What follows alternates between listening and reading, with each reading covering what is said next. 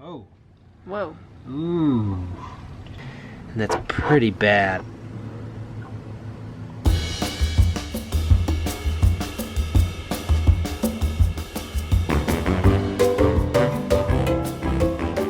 Miles away, so we're going back to St. Bart's. As we kind of cleared the island and the wind, we only had like 12-13 knots of wind, down from like a single reef to letting the full jib out, kind of pretty quick, dead ahead of us, this squall kind of developed. It really started to gust up. Not even that much really, it was about 25 was the top that I saw, but it was around 22, 23. Heeled over a little bit, but you know, it's temporary. Reefed the jib in and kind of fishing lines are going off at the same time. And then I noticed something kind of looked off. We had 5 pieces of rigging on the starboard side. It was broken at the chain plate and it was actually from the port side. So it had swung over, kind of got caught in our netting. Just under the deck level, it just looks rotten where it broke apart. Kind of the part you don't see, I guess. Kind of a reality check, I think. So we're not far out of St. Bart's, so we're going to go back here to kind of regroup for a minute, and then I think we're going to secure the rig, and then limp into St. Martin with a double reef. We might have to get all new chain plates made. It's always something. It's always something. How does Arthur feel about it? Oh, he hates life right now. He's not happy. Oh, they got their powerboat down today. They must be out joyriding.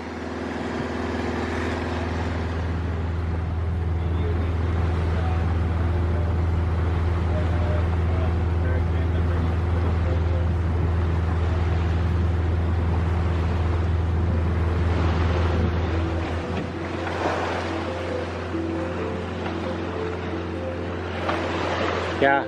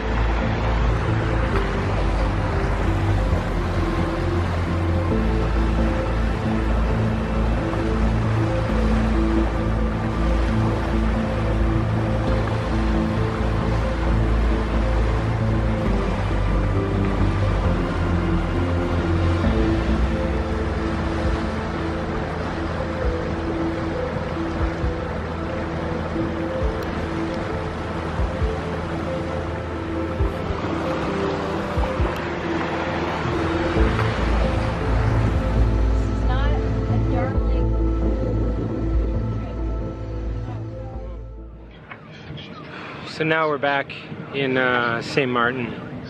Thought I'd show you a little bit of what happened right here, where the chain plate would come up here.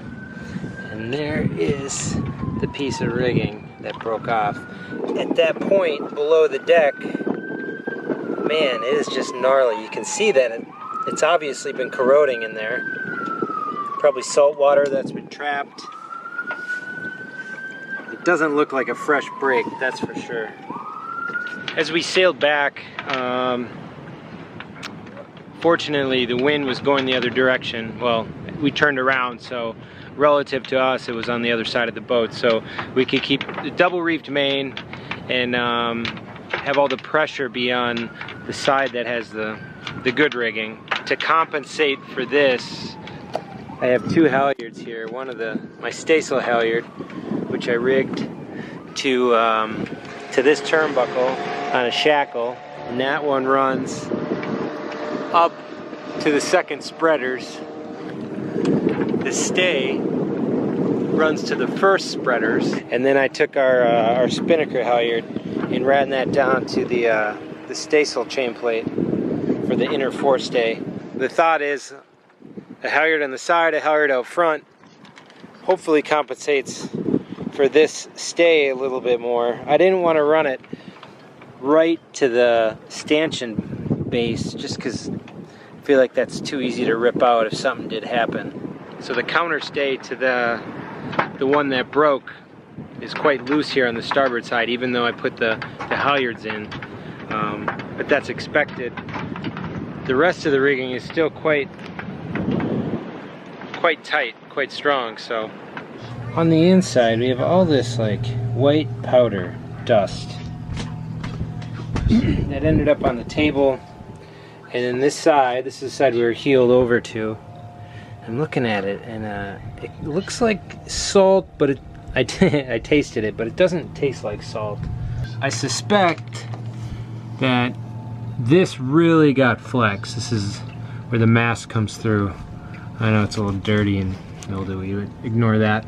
This here is the chain plate, the inside, that broke just north of here. You see, it actually looks, I mean, it looks pretty good. There's no real signs of whatever was going on there, so that's concerning.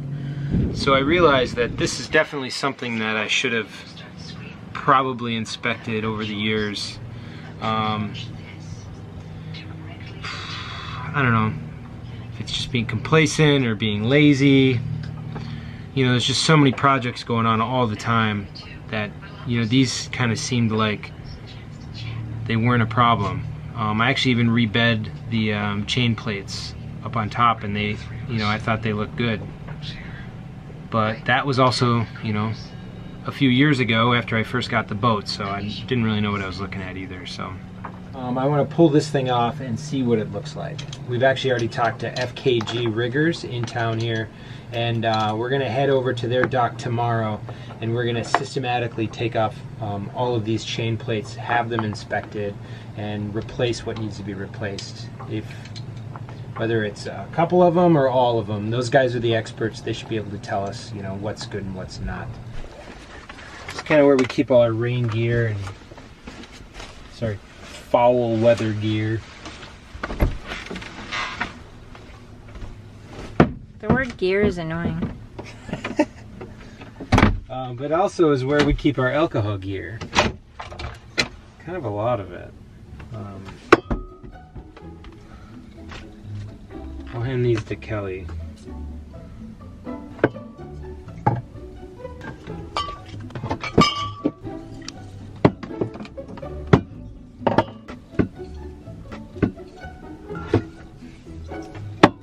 What is this?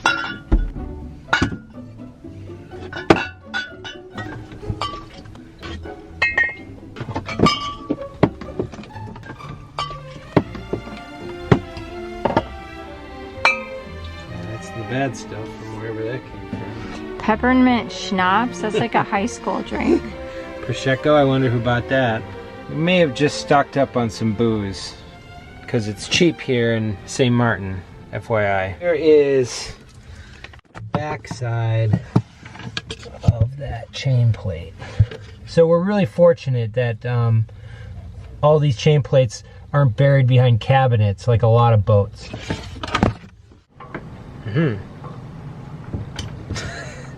Hence the grumpy face. Yeah, I'm sleepy. Alright, well, all you need to do is hold this. We'll start at the bottom and we'll work our way up. Yeah, so you just hold that. I'll undo do it on the other side. What do I do? Just hold it? You just hold it. These are 3/4 inch nuts. They don't seem to be on too tight. What? And they got a little lock washer. What? Nothing's happening. Go up one. I got the bottom one off. Go up to the second one. Okay. That was a little tougher.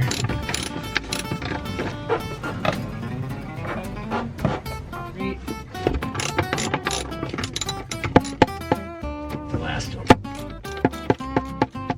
Yeah, we're done. Oh, Arthur was helping. Good job, Arthur, getting that shark. Yeah. Is that it? You're checking out already? You're gonna have to tap these bolts out with a hammer here.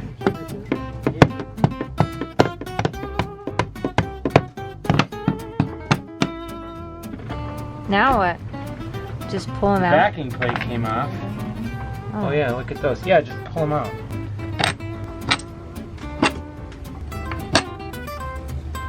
Yeah, it's not gonna fall off. On the outside, everything looks good, but there is certainly some rust and corrosion buildup in these bolts here. Listen, Arthur makes it difficult to do anything around here. Oh, what are you doing? What do you think? Do you think he wants a treat? Is it any wonder he gets whatever he wants? Oh, he's playing. Uh-oh, skater. He's a skater. Oh, uh-oh. It's going after the rabbit now. Where's your toy? Where's your ball? Now he got a fuzz in his mouth. But I'm just gonna score the edges. This is what I got right now. My other razor knife is all seized up, so I gotta work on that. But I'm just gonna score the corners here so no varnish gets peeled up.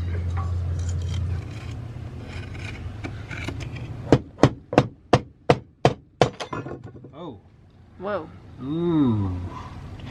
And that's pretty bad.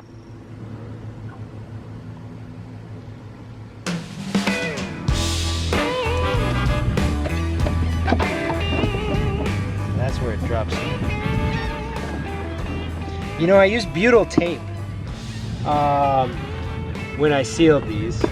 Now I'm thinking that it's probably not a good application for butyl tape because it probably wasn't making a good seal between the actual chain plate and the deck. So it probably wasn't making a watertight seal through here, which allows, you know, when you sail, there's, you know, actually a lot of salt water that gets on deck. This has been happening for years. This started long before I owned the boat, so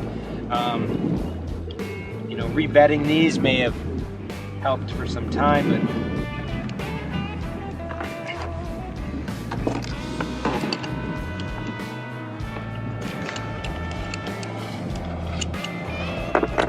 it's awful. It's like the Titanic. doesn't exactly fit back together. Obviously all of this corrosion and rust would have been an indication something was wrong if we had pulled these and inspected them like we should have. And by we, I mean Kelly.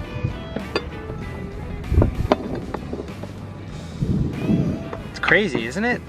Mm-hmm. I think we got really lucky. The fact that that stay that broke was the lower stay. Definitely beneficial. I mean, probably it was like 11 to 13 knots of wind. We were only moving about 3.5, maybe 4.5 knots. That's when I pulled out more jib. So I had about a single reef in the jib rolled up and then pulled that all the way out. And then next thing you know, this squall starts coming in, it starts to rain. Wind started to pick up, but it was about 20 knots, so not a big deal. I've sailed in that configuration in 20 knots or even more before, so it wasn't, you know, it was gusting up to 20. It started to get a little more intense, and then at the point I saw about 25 knots. That was about the top. I heard something bang, and I thought it was something falling because we're heeling over pretty good.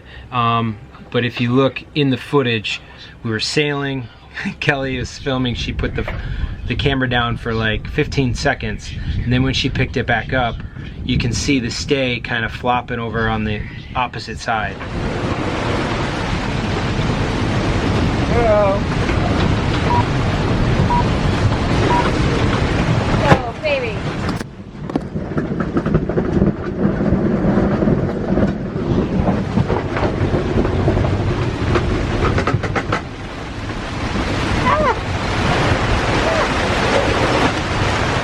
We didn't even notice probably for a couple minutes after that, and we still had the full jib up and there was full wind in it still, and so I think we're really lucky that it was a lower stay and there was still enough strength up there to keep that thing upright, because if that was one of the uppers, I think we would have had potentially a mast failure.